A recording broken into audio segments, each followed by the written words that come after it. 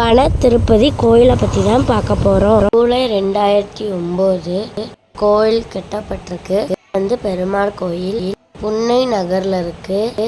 இது திருச்செந்தூர்லேருந்து 20 கிலோமீட்டர் வருது. திருப்பூர்லேருந்து 3 கிலோமீட்டர். சரவண பவன் ஹோட்டல் அதிபர் பி. ராஜகோபால் அவர்கள் இந்த கோயிலை கட்டியிருக்காங்க.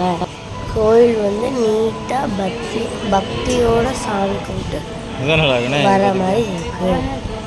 கோயில் வாசல்ல ஒரு பொம்மை கடை வச்சுருந்தாங்க.